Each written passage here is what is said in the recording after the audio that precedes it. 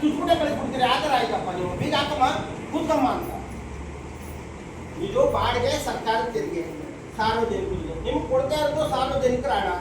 ನೀವು ಸೇವೆ ಮಾಡ್ತಾ ಇರೋದು ಸಾರ್ವಜನಿಕರ ಪರವಾಗಿ. ನಿಮ್ಮ ಮೇಲಧಿಕಾರಿಗಳು ಸಾರ್ವಜನಿಕರ ಪರವಾಗಿ ನಿಮ್ಮನ್ನು ನೇಮಕ ಮಾಡಿ ಆಡಳಿತ ಮಾಡ್ತಾ ಇರೋದು. ನೀವು ಅದರ ವೈಫಲ್ಯವನ್ನು ಎತ್ತಿ ಹಿಡಿತಾ ಇದ್ರಲ್ಲ. ಸಾರ್ವಜನಿಕರು ಆ ಮಾಧ್ಯಮದಲ್ಲೇ ಸಾವಿರಾರು ಜನ ನೋಡೋರೆ.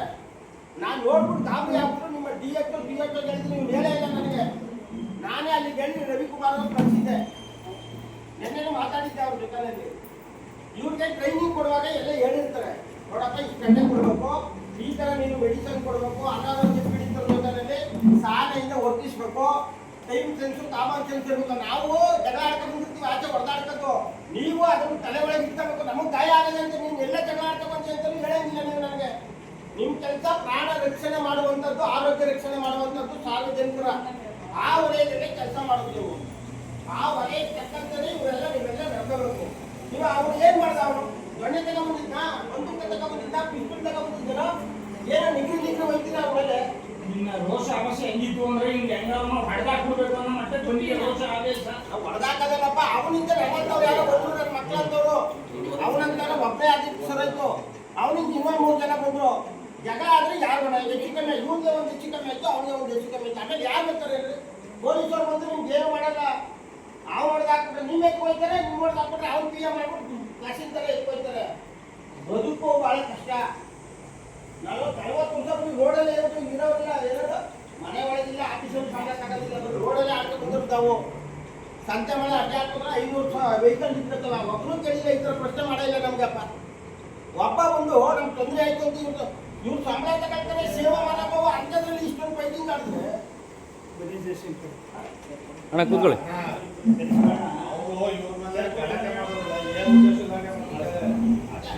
ಯಾಕೆ ಗಲಾಟೆ ಮಾಡೋದು? ಅವ್ರು ಏನ್ ಕೇಳಿದ್ರೆ ನಿಮ್ಮ ಅವ್ರು ನಾನೇ ಬಂದು ಕೇಳಿದ್ರೆ ಡಾಕ್ಟರ್ ಬಂದಿಲ್ಲ ಅಂತ ನೀನು ಅವಾಗ ನೀನೇ ಇದ್ದಾವ ಡಾಕ್ಟರ್ ಎಷ್ಟೊತ್ತು ಬರ್ತಾರೆ ಅಂದ್ರೆ ಇಲ್ಲ ಕಣ ನಾಳೆ ಹಾಕೊಂಡು 4-5 ಸಲ ನಮ್ಮ ಅಂಗಡಿ ಬಂದು ನಮ್ಮ ಫ್ರೆಂಡ್ ಅಂಗಡಿ ಯಾವಾಗ ಬಂದ್ರು ಹೋಗ್ತಾ ಇದ್ರು. ಯಾರು ಇಲ್ಲ. ಎಷ್ಟೋ ಜನ ವಯಸ್ಸಾದವ್ರು ಬಂದು BP ಚೆಕಪ್ ಹಿಂಗೆ ಹೋಗು. ನಾವೇ ನೋಡಿವಿ.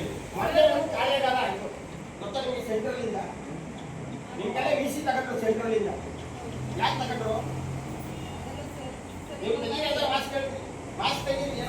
ಇರ್ಲಿ ನಾವು ಯಾರು ಪೇಷಂಟ್ ಅಲ್ಲ, ಏನು ಆಗಲ್ಲ. ಅದು ಯಾಕೆ ಮಾಡಿದ್ರು VC ಹೇಳಿ? VC ಅಂದ್ರೆ ಏನು? ಅಲ್ಲಿಂದ VC ಯಾಕೆ ತಗೊಂಡ್ರು? 2 ವರ್ಷ ಆಯ್ತು, ಇದು ಸೆಂಟ್ರ್ 3 ವರ್ಷ ಆಯ್ತು. ಅವತ್ತಿನ ಬಿಟ್ಬಿಟ್ಟು ಮೊನ್ನೆ ಯಾಕೆ VC ತಗೊಂಡ್ರು ಅಂತ ಗೊತ್ತಾ ನಿಮಗೆ? ಇಲ್ಲಿ ಅವೈಜ್ಞಾನಿಕವಾಗಿ ಆಲ್ ಓವರ್ ಇಂಡಿಯಾದಲ್ಲಿ ಉಪಕೇಂದ್ರಗಳು ಕೆಲಸ ಮಾಡ್ತಾ ಇಲ್ಲ. ಅಂದ್ರೆ ಆರೋಗ್ಯ ಪೀಡಿತರ ಜೊತೆಯಲ್ಲಿ ನೀವು ಸಹಕರಿಸ್ತಾರೆ ಅನ್ನೋ ಉದ್ದೇಶದಿಂದ ಕಂಪ್ಲೇಂಟ್ ಹೋಗಿದ್ದಕ್ಕೆ ತಗೊಂಡಿರೋದವರು. ನೀವು ಏನೇನು ಮಾಡ್ಕೊಂಡಿದ್ರೆ ಯಾವ ಪೂರ್ವ ಸಿದ್ಧತೆನೂ ಸರಿಯಾಗಿಲ್ಲ. ನಿನ್ನೆ ಅವರು ವಿಡಿಯೋ ಕಾನ್ಫರೆನ್ಸ್ ಮಾಡಿದಕ್ಕೋಸ್ಕರ ನೀವು ಎಲ್ಲ ಸಿದ್ಧತೆಯನ್ನು ಮಾಡ್ಕೊಂಡು ಬ್ಯಾನರ್ ಹಾಕೊಂಡು ಪೋಸ್ಟರ್ ಹಾಕೊಂಡು ಎಲ್ಲ ಮಾಡಿದ್ದು. ಇದು ಈ ರಾಜ್ಯದ ಯಾವ ಮಂತ್ರಿಗಳಿಗೂ ಹೌದಾ? DHO ಹೇಳ್ಬಿಟ್ಟು ಕಂಪ್ಲೇಂಟ್ ಆಕ್ಷನ್ ಅಂದಮೇಲೆ 1,000 ಕುಟುಂಬಗಳಿಗೆ ಒಂದು ಹಾಸ್ಪಿಟಲ್ ಅಂತ ತೆಗೆದಿರೋದು. ಯಾರುವೇ ಕ್ಯೂ ನಿಂತಬಾರ್ದು, 10 ಕಿಲೋಮೀಟರ್ 5 ಕಿಲೋಮೀಟರ್ ಹೋಗಬಾರ್ದು ಅನ್ನೋ ಉದ್ದೇಶದಿಂದ ಸ್ಥಳೀಯರಿಗೆ ಸ್ಥಳೀಯವಾಗಿಯೇ ಸೇವೆ ಸಿಗಬೇಕು ಅಂತ ನಿಮ್ಗೆ ಉದ್ಯೋಗ ಸೃಷ್ಟಿ ಮಾಡಿಕೊಟ್ಟಿರೋದು. ನಿಮಗೊಂದು ಉದ್ಯೋಗ, ಸ್ಥಳೀಯರಿಗೆ ಅನುಕೂಲ ಎಲ್ಲ ಮಾಡ್ಕೊಟ್ಟಾರೆ. ವಯಸ್ಸಾದವ್ರು ಬಂದು ಆಫೀಸ್ ದೊಡ್ಡ ಆಸ್ಪತ್ರೆಗಳಲ್ಲಿ ನಿಲ್ಲಕ್ಕಾಗಲ್ಲ, ಬಾಣತಿರು ಬಸರಿರು ವಯಸ್ಸಾದವರು, ಅವ್ರಿಗೋಸ್ಕರ ಸ್ಥಳೀಯವಾಗಿ ಆರೋಗ್ಯ ತಪಾಸಣೆ ಆಗಲಿ. ಮಹತ್ವಾಕಾಂಕ್ಷೆ ಮೋದಿ ಅವ್ರದ್ದು, ಪ್ರಧಾನಮಂತ್ರಿಗಳ ಇಚ್ಛೆ ಉಳ್ಳಿ ಕೆಲಸ ಮಾಡಬೇಕು. ಅದು ಮಾಡ್ತಾ ಇಲ್ಲ ಅಂತಲೇ ಮೊನ್ನೆ VC ತಗೊಂಡಿದ್ದು ಎಲ್ಲರೂ ಇಡೀ ರಾಜ್ಯದಲ್ಲಿ, ಇಡೀ ದೇಶದಲ್ಲಿ ತಗೊಂಡಿದ್ರು. ಅವ್ರು ಎಲ್ಲಿ ಬೇಕಾದ್ರೂ ಆನ್ಲೈನ್ ಮಾಡ್ತಾ ಇದ್ರು. ಅವ್ರು ಗೊತ್ತಾ ನಿಮ್ಗೆ? ವಿಡಿಯೋವನ್ನ ನೀವು ಮೊಬೈಲ್ ಮಾಡಿ ಎಲ್ಲ ಆಫೀಸ್ ತೋರ್ದವ್ರೆ ಕೇಂದ್ರಕ್ಕೆ. ನನಗೆ ನೋಡವ, ನೀನು ರೈತರ ಮಗಳಾಗೋ, ಚೀಫ್ ಮಿನಿಸ್ಟರ್ ಮಗಳಾಗೋ, ನನಗದು ಬೇಕಾಗಿಲ್ಲ. ಚೀಫ್ ಮಿನಿಸ್ಟರ್ ಮಗಳಿಂದ ಸೇವೆ ಮಾಡ್ತಾ ಇದ್ರೆ ನಾವು ಹುಡುಕಾಗ್ತದ? ಗಿಡ ಆಡ್ತಾ ಇದ್ರೆ ನೋಡ್ತಾ ಇದ್ದ ಈ ಚೀಫ್ ಮಿನಿಸ್ಟರ್ ಮಗ ಇದೆಯಾ? ಸೇವೆ ಮಾಡೋದಿಲ್ಲ ಅಂದ್ರೆ ನಾನು ನೋಡ್ತಾ ಕೂತ್ಕೊಳ್ತೇನ್ರಿ. ಮಂತ್ರಿ ಮಗ MLA ಮಕ್ಕಳೇ ಲೆಕ್ಕ ಇಲ್ಲ ನಮ್ಗೆ.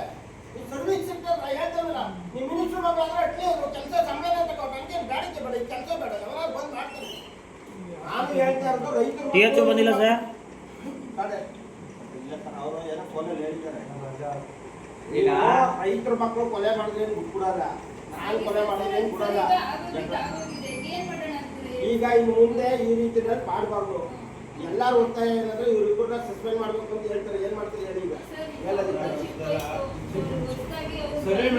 ಚಿಕ್ಕ ವಯಸ್ಸು ಅಂತಿದ್ರೆ ಒಬ್ಬ ಚಿಕ್ಕ ವಯಸ್ಸು ಕಾಲ ಮಾಡ್ಬಿಟ್ರೆ ಯಾಕೆ ನಮ್ಮಂತ ಬಂದು ಒಬ್ಬ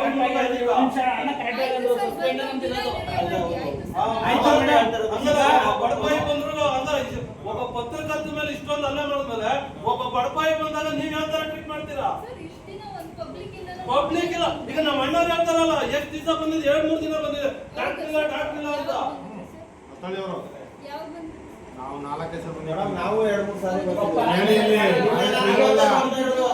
ಅವತ್ತು ನಮ್ಮ ಚಾಮರಾಜ ತಂದೆ ಬಂದವ್ರೆ, ಡಾಕ್ಟರ್ ಇಲ್ಲ ಶುಗರ್ ಚೆಕ್ ಮಾಡಿಸ್ಬೇಕು ಬಂದವ್ರೆ, ಇವ್ರು ಇಲ್ಲ ಅಂತ ಕಳ್ಸಿದ್ರು. ಡಾಕ್ಟರ್ ಇಂಜೆಕ್ಷನ್ ಮಾಡಿಸ್ಕೊಂಡು ಲೇಡಿ ಬಂದಿದ್ರು ಮುಖ್ಯ ಅವರು ಹೋದ್ರು ಇದಕ್ಕೆ. ನಾವೇನು ನಾವೇ ಕಳ್ಸಿ ಇಲ್ಲಿಲ್ಲ ಗೌರ್ಮೆಂಟ್ ಹಾಸ್ಪಿಟಲ್ಗೆ ಅವ್ರು ಇರ್ಲಿಲ್ಲ. ಸರ್ವೆ ಮಾಡೋಣ ಬಿಡಿ, ಸರ್ವೆ ಮಾಡ್ತೀವಿ ಬಿಡಿ ಚಾಮನಹಳ್ಳಿ ಗ್ರಾಮದಲ್ಲಿ.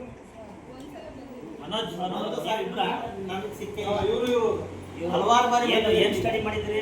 ಒಂದು ಸಾರಿನು ನೀವು ಏನ್ ಸ್ಟಡಿ ಮಾಡಿದ್ರಿ? ಏನ್ ಸ್ಟಡಿ ಮಾಡಿದಾರೆ ಅಲ್ಲ ಒಂದು ಉದಾಹರಣೆ ನಮ್ಗೆ ನಾನು ಹೇಳ್ಬಿಡ್ತೀನಿ ನಮ್ದು ಏನೇನು ಪ್ರಾಬ್ಲಮ್ ಇದೆ ಅಂತ. ನಮ್ಗೆ ಬರೀ ಓಪಿಡಿ ಸರ್ವಿಸ್ ಅಷ್ಟೇ ಅಲ್ಲ ಸರ್, ಅಂಗನವಾಡಿ ವಿಸಿಟ್ ಇರುತ್ತೆ, ಹಾಸ್ಟೆಲ್ ವಿಸಿಟ್ ಇರುತ್ತೆ, ಎಲ್ಲ ಇರುತ್ತೆ. ನಾವು ಅಲ್ಲೂ ಹೋಗಿ ನಾವು ಅಲ್ಲೂ ಮ್ಯಾನೇಜ್ ಮಾಡ್ಕೊಂಡು ಇಲ್ಲೂ ಮ್ಯಾನೇಜ್ ಮಾಡ್ಬೇಕು. ಅವತ್ತು ಕೇಳಿದ್ಕೆ ಎಸ್ ಎಲ್ ಸಿದು ಇದಕ್ಕೆ ಹೋಗಿದ್ರೆ ಅಂತೇಳಿ SLC ಬ್ಯಾಚ್ಗೆ SLC ಇದಕ್ಕೆ ಬೇರೆಯವ್ರು ಹಾಕಿದ್ದಾರೆ ಆಯಿತಾ. ಇವ್ರು ಹೋಗುವಂಥ ಅವಶ್ಯಕತೆ ಇಲ್ಲ. ಮತ್ತೆ ನೀವು ಹೊರಗಡೆ ಹೋಗಿದಾಗ ಅಲ್ಲಲ್ಲ ಹೊರಗಡೆ ಹೋಗಿಲ್ಲ ಸರ್. ಹೊರಗಡೆ ಹೋದ್ರಿ ಆಮೇಲೆ ಪೇಷಂಟ್ ಬಂದ್ರೆ ಯಾರು ನೋಡ್ತಾರೆ? ಎಷ್ಟು ಸಾರಿ ಹೊರಗಡೆ ಹೋಗ್ತಾರೆ ಕೇಳಿ. ಈಗ ಇಲ್ಲಿ ಯಾರು ಇರ್ಬೇಕಲ್ಲ. ಅರುಣವ್ರೆ ಒಂದು ನಿಮಿಷ, ಮೇಡಮ್ ಡಿಸ್ಟಿಂಕ್ಷನ್ ಬೋರ್ಡ್ ಇದೆಯಾ ಇಲ್ಲಿ? ಈಗ ತಾವು ಹೊರಗಡೆ ಹೋಗ್ತೀರಾ, ತಮಗೆ ಎಲ್ಲ ಕೆಲಸ ಇರುತ್ತೆ ನಿಜ. ತಾವು ಹೋದಾಗ ಎಮರ್ಜೆನ್ಸಿ ಯಾರೋ ಒಬ್ಬ ಪೇಷಂಟ್ ಬಂದು ತಮ್ಮ ಬಗ್ಗೆ ಯಾರು ನೋಡ್ತಾರೆ? HIV ಇರ್ತಾರೆ, ಅವರು ನನ್ನ ಕಾಲ್ ಮಾಡ್ತಾರೆ ಸರ್. ಆಕ್ಚುಲಿ ಸ್ಟಾಫ್ ನರ್ಸ್ ಇರಬೇಕು, ಸ್ಟಾಫ್ ನರ್ಸ್ ಅಲೌಟ್ ಮಾಡ್ಕೊಡ್ತಾರೆ. ಅದಕ್ಕೆ ವೇಟ್ ಮಾಡಿ ಇನ್ಸಿಡೆಂಟ್ ಇತ್ತು, ಅವ್ನಿಗೆ ಬುದ್ಧಿವಾದ ಹೇಳ್ಬೋದೈತೆ, ನೀವೇ ಹೆಂಗಾರ ಯಾಕೆ ಹೊಡಿಗೆ ಪತ್ರಕರ್ತರಿಗೆ ಅಂತ ಒಂದು ಮಾತಾವ್ ಹೇಳಿದ್ರೆ ನಾವು ಇಷ್ಟೊಂದು ಕಂಪ್ಲೀಟ್ ಆಗಿ ಗೊತ್ತಿಲ್ಲ. ಅವ್ರು ಬಂದ್ರು BP ಶುಗರ್ ಚೆಕ್ ಮಾಡಿಸ್ಕೋಬೇಕು, ಹಿಂಗಾಯ್ತು ಅಂತ ಅಂದ್ರು ಅಷ್ಟೇ. ಅವ್ರ ಮೇಲೆ ನಮಗೆ ಯಾವತ್ತೂ ಕಂಪ್ಲೇಂಟ್ ಇರಲಿಲ್ಲ. ಸೊ ನಾನು ಮೊದಲೇ ಒಂದ್ಸರಿ ಸುದ್ದಿ ಮಾಡಿದ್ವಲ್ಲ ಸರ್, ಕಂಪ್ಲೇಂಟ್ ಇಲ್ಲ ಅಂತಾನೆ ಹೇಳಿದೆ. ಡಾಕ್ಟ್ರು ಬಂದಿಲ್ಲ ಅಂತ ಮೊದಲೇ ಒಂದ್ಸರಿ ಸುದ್ದಿ ಮಾಡಿದ್ವಲ್ಲ.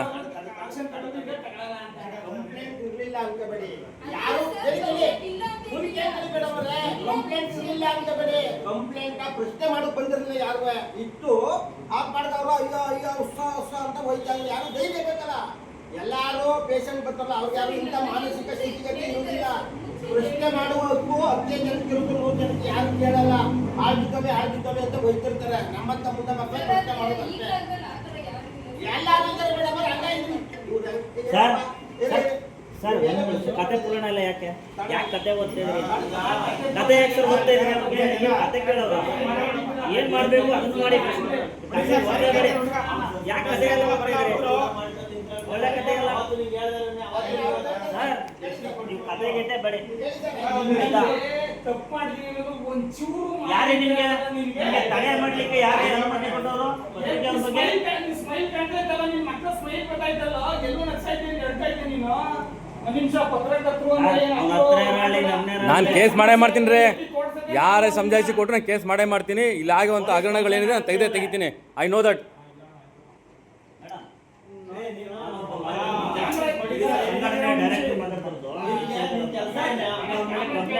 ಅಧ್ಯಕ್ಷರೇ ಇಲ್ಲಿ ಮಾತಾಡ್ತಾರೆ.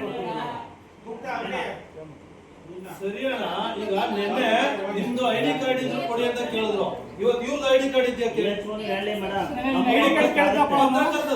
ಕೇಳಿಸ್ಕೊಂಡಿದ್ಯೆ? ವಾಯ್ಸ್ ರೆಕಾರ್ಡ್ ಆಗಿದೆ. ಇವ್ರದ್ದು ID ಕಾರ್ಡ್ ಇದೆಯಾ ಕೇಳಿ? ಹಾಕೊಳ್ಳೋದಿಲ್ಲ, ID ಕಾರ್ಡ್ ಹಾಕೊಳ್ಳೋದಿಲ್ಲ ಅವರು. ಕಂಪ್ಲೇಂಟ್ ಕೊಟ್ರೆ ಏನಾಗತ್ತೆ ಗೊತ್ತಾ ನಿಮ್ಗೆ? ಗೊತ್ತಿದ್ಯಾ?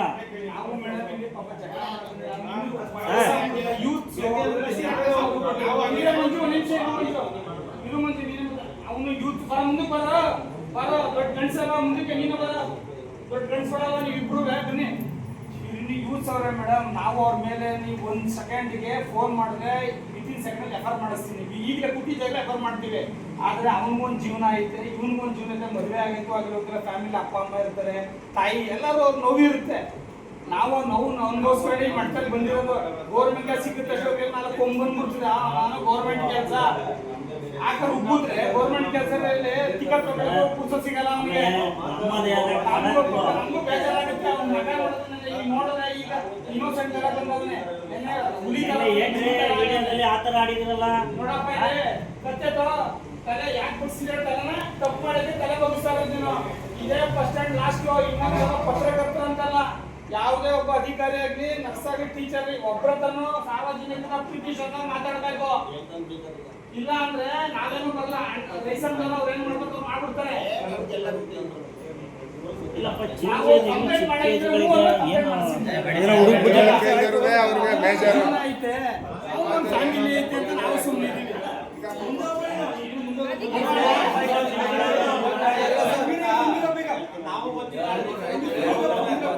ಯಾರೋ ಬರ್ತಾರೆ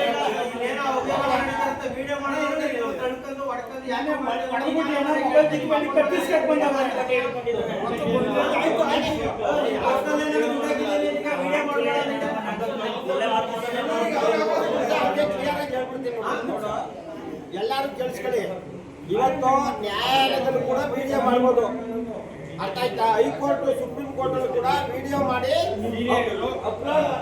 ಅಪ್ಲೋಡ್ ಮಾಡ್ತಾವ್ರೆ. ಅಂತದ್ರಲ್ಲಿ ಯಾವ ಅಧಿಕಾರಿನೂ ನನ್ನ ವಿಡಿಯೋ ಮಾಡಬೇಡ ಅಂತ ಹೇಳ್ಬಾರ್ದು. ಅದು ಕಾನೂನು ಬಾಹಿರ ಮಾತಾಯ್ತದೆ. ಕಾನೂನು ಪ್ರಕಾರನೇ ಆಡಳಿತ ಪಾರದರ್ಶಕತೆ ಆಗಿದ್ರೆ ಎಲ್ಲಿ ಬೇಕಾದ್ರೂ ವಿಡಿಯೋ ಮಾಡ್ಬೋದು. ಅದರ ಹಕ್ಕು ಕೂಡ ಸಾರ್ವಜನಿಕರಿಗೆ ಇರುತ್ತೆ. ಅದು ಕೋರ್ಟಲ್ಲಿ ಕೂಡ ನಡೀತಾ ಇದೆ. ಇವತ್ತು ನ್ಯಾಯಾಧೀಶರು ಪಾರದರ್ಶಕತೆ ಆಗಿರುತ್ತೆ, ಅವರೇ ವಿಡಿಯೋ ಮಾಡಿ ಅಪ್ಲೋಡ್ ಮಾಡ್ತಾರೆ. ನೀವು ಆ ಥರ ಹೇಳಿರೋದು ನಿಮ್ಮ ಮಾನಸಿಕ ತಿಳುವಳಿಕೆ ಇರೋದ್ರಿಂದ ಅನ್ಕೋತೀನಿ. ಇನ್ನು ಮುಂದೆ ಈ ರೀತಿ ಒಂದು ಮಗು ಬರಲಿ ಮಹಿಳೆ ಬರಲಿ ಅನ್ನೋ ಕೂಡದು ಸಾರ್ವಜನಿಕರ ಸೇವೆ ಕೆಲಸ ಇದು. ನೀವು ಸೇವಕರಾಗೇ ಕೆಲಸ ಮಾಡಬೇಕು. ದಯವಿಟ್ಟು ಈಗ ಏನು ಹೇಳ್ತೀರಾ ಅದು ಎಲ್ಲರ ಪರವಾಗಿ ಒಂದೇ ಮಾತನ್ನು ಹೇಳ್ತೀನಿ, ಇನ್ನು ಮುಂದೆ ಇಂಥ ತಪ್ಪು ಎಲ್ಲೂ ಮಾಡಬಾರ್ದು, ನಡಿಬಾರ್ದು. ನಿಮ್ಮ ಉದ್ಯೋಗ ಉಳಿಬೇಕಂದ್ರೆ ಇಲ್ಲ ಚೆಲ್ಲೊಳಗೆ ಹೋಗ್ತೀರಿ ಅಂದ್ರೆ ಮಾಡ್ತಾ ಇರಿ. ನಮ್ಮಂಥವ್ರು ಸಾವಿರಾರು ಜನ ಇರ್ತಾರೆ, ಮಾಡಿಸ್ಕೊತಾರೆ. ಏನು ಮಾಡಬೇಕು ಅಂತ ಅಲ್ಲಿ ಹೇಳಿ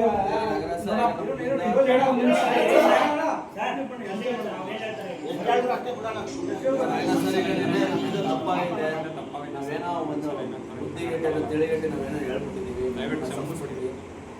ಅಲ್ಲ ರೀ, ಇಡೀ ರಾಜ್ಯಕ್ಕೆ ನನ್ನ ಮಾನ ಮರ್ಯಾದೆ ಐತಲ್ರಿ. ಆಯ್ತಾ, ನಾನೇನೋ ಹೋಗ್ಬಿಟ್ಟು ನನ್ನ ಮಾನ ಮರ್ಯಾದೆ ನಾನು ಸೂಸೈಡ್ ಮಾಡ್ಕೊಂಡು ಸತ್ತೋಗ್ಬಿಟ್ಟಿದ್ರೆ ಯಾರು ಜವಾಬ್ದಾರಿ? ಯಾರ್ರೀ ಜವಾಬ್ದಾರಿ?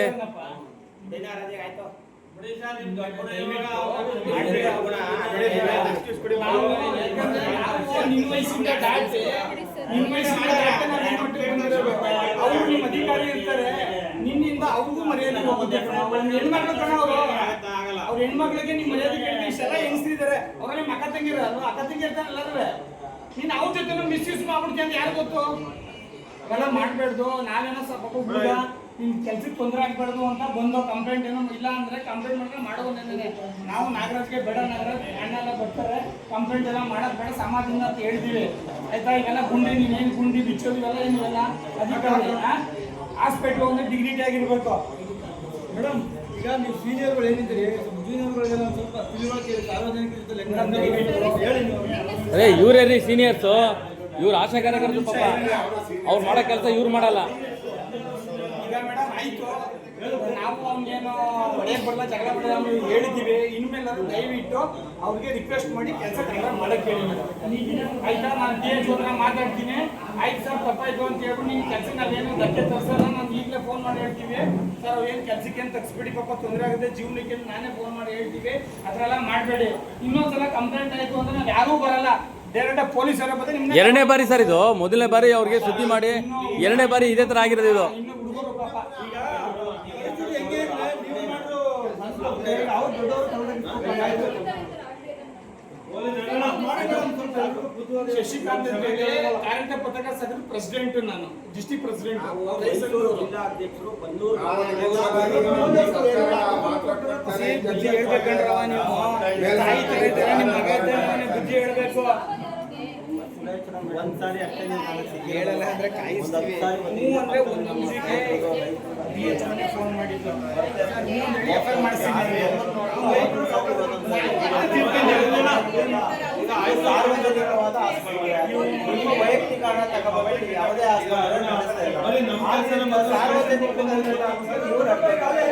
ಸಾರ್ವಜನಿಕರು ಏನಕ್ಕೆ ಅವ್ರ ಮೇಲೆ ಧರಿಸಬಾರ್ದು.